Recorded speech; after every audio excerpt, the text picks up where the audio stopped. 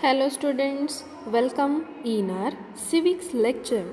Today we are going to learn about chapter number 7 from the civics, that name is urban administration.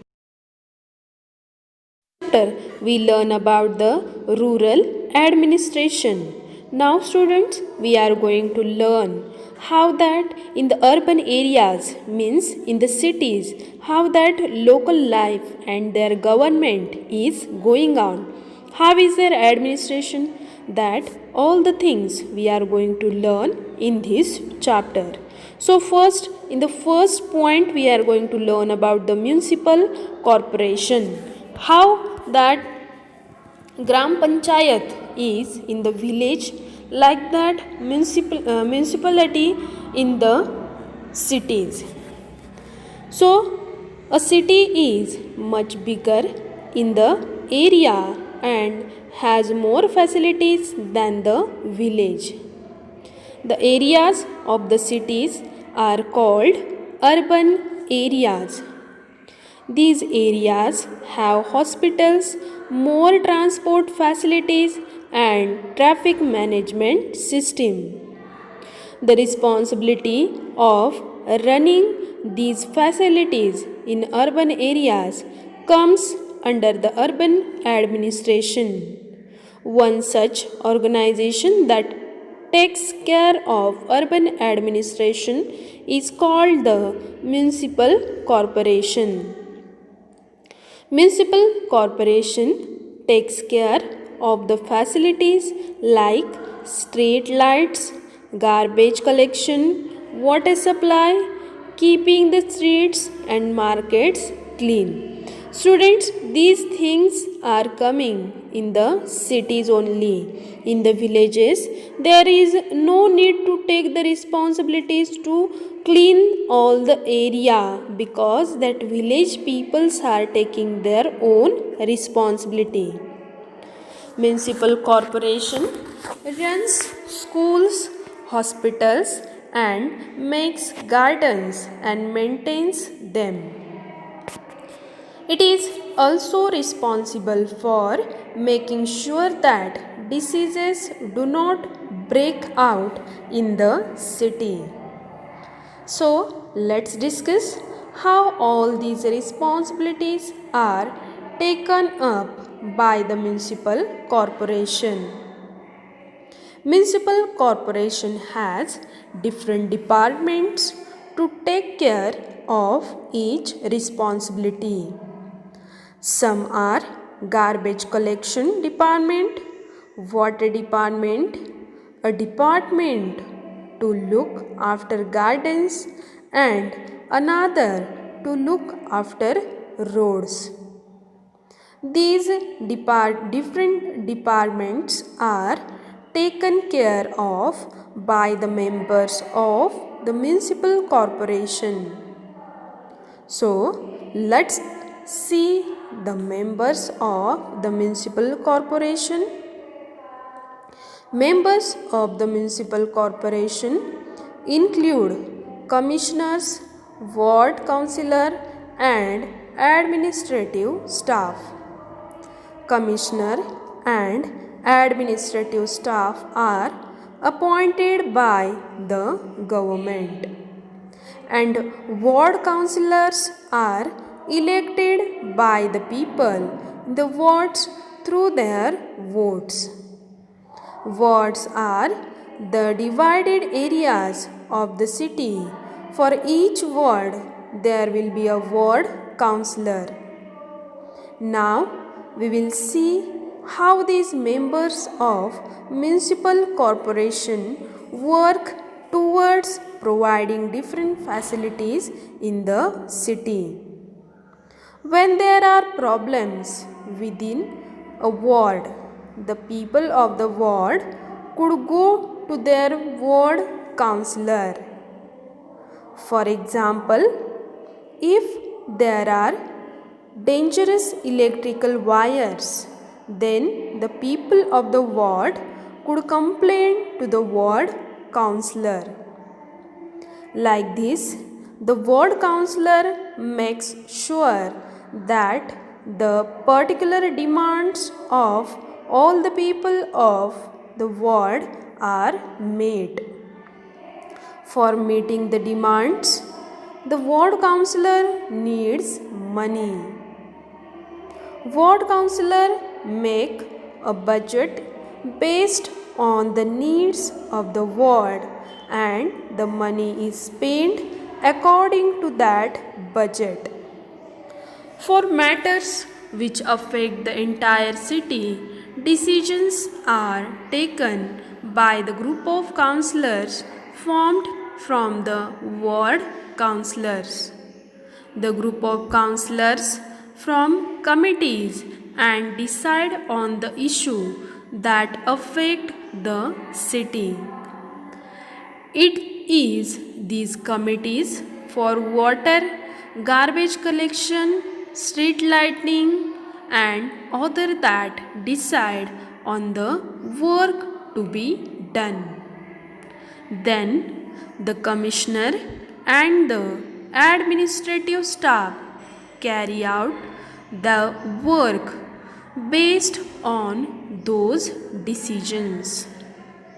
To provide the facilities in the city, the municipal corporation requires a lot of money. मतलब municipal corporation को ये सारी facilities cities में देने के लिए पैसों की भी ज़रूरत पड़ती है. So how they are collecting that money to provide all the facilities? Municipal corporation collects the tax from the people of the city in different ways. A tax is a sum of money that people pay for the facilities provided to them. अब tax उनको provide की जाने वाली जो facilities हैं उस पर ही लगाया जाता है. People who own houses have to pay a property tax as well as taxes for water and other services. मतलब स्टूडेंट्स, जैसे हमने देखा था कि अगर हम गांव में अपने खुद के घर में भी रहते हैं लेकिन उसका भी टैक्स हमें ग्राम पंचायत को देना पड़ता है. मीन्स घर पट्टी उसे कहा जाता है. जो पानी हम गांव में यूज़ करते हैं through the tap, so we are giving that as a pani patti. शिक्षण कर होता है, मीन्स एजुकेशनल टैक्स. ऐसे छोटे छोटे टैक्स लगाकर जो भी इनकम उन्हें मिलता है उनसे क्या करते हैं, ये जो उनकी एडमिनिस्ट्रेशन है, जो हमें फैसिलिटी प्रोवाइड करते हैं, वो सारी चीज़ें मेंटेन रखने के लिए उसमें से क्या किए जाते हैं, पैसे जमा किए जाते हैं. So same likes in the cities also, जो घर खरीदेगा उसे प्रॉपर्टी टैक्स देना ज़रूरी है. The larger the house, the more will be the tax. From the property tax, municipal corporation earns 25 to 30% of the money. Apart from property taxes, there are general taxes like on the purchase of cinema ticket. जो cinema के tickets होते हैं उन पर भी क्या होता है, टैक्स लगाया जाता है. While rich people who are less in the number pay more taxes on the property, more people pay on the general taxes. So let students, we will revise that what we learn in the first point. You can write these revision notes in your notebook also. Urban areas have more facilities than village. The responsibility of running these facilities comes under the urban administration. Municipal corporation takes care of the various facilities provided in the city. It has different departments to take care of each responsibility. Municipal corporation has commissioners, ward counselors, and administrative staff. Ward councillors make a budget based on the needs of the ward, and the money is spent according to that budget. Matters which affect the entire city are taken up and decided by the group of councillors formed from the ward councillors. Then the commissioner and the administrative staff carry out the work based on those decisions. Municipal corporation collects the tax from the people of the city in different ways to provide the facilities to the people. Such taxes include property tax and general taxes, while rich people who are less in number pay more taxes on the property. More people pay on the general taxes. So, I hope students you understood that first point very well. In the next point, we are going to learn about the Surat plague of 1994.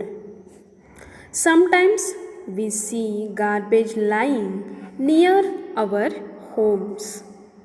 The garbage attracts mosquitoes and other flies and insects, and then they attack us, causing various diseases. Some of the diseases include malaria, dengue, and plague. In cities and towns, it is the responsibility of the municipal corporation to keep the surroundings clean and not stop the spread of diseases.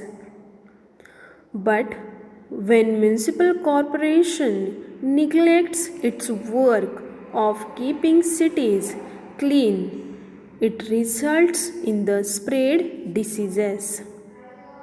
One such incident happened in the city of Surat, causing a plague in 1994.